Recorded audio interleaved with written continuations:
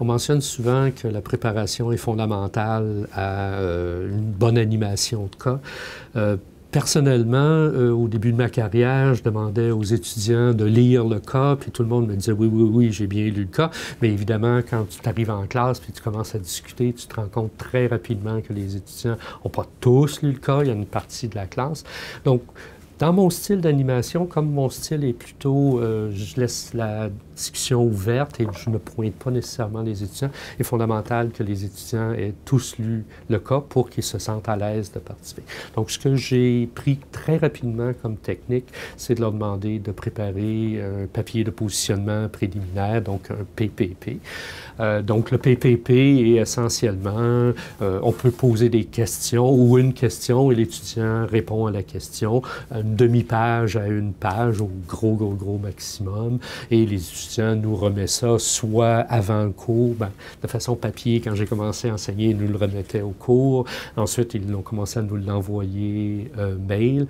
Et donc, de cette façon-là, on s'assure que l'étudiant a nécessairement lu le cas et a pris un petit peu de temps pour réfléchir au cas. Une autre technique est de travailler avec le groupe d'apprentissage de l'étudiant. Dans certains programmes, on réunit les étudiants dans des équipes. Donc, à ce moment-là, on peut demander à l'équipe de présenter quelque chose. Un des dangers de ça, c'est que chaque étudiant se répartisse les cas et ne le fasse pas tous.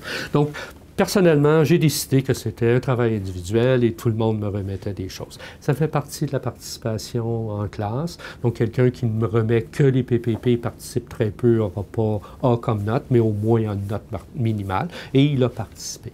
L'avantage, c'est que si on s'assure qu'il a lu le cas, et donc en classe, mais quand il hoche la tête, à ce moment-là, peut-être pointer à l'étudiant, c'est plus facile. On sent qu'ils sont prêts à discuter et on peut aller chercher les étudiants de cette façon-là.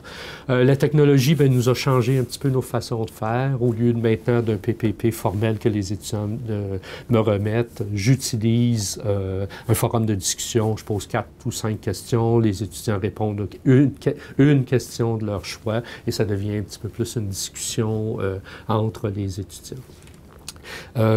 Si on n'a pas ça, et surtout dans certains programmes où les gens ne sont pas nécessairement habitués à la méthode des cas, ou peut-être qu'on n'a pas une méthode d'animation où on pointe un petit peu plus les étudiants, c'est un moyen très élégant et très facile de s'assurer qu'ils aient fait le travail avant d'arriver en classe.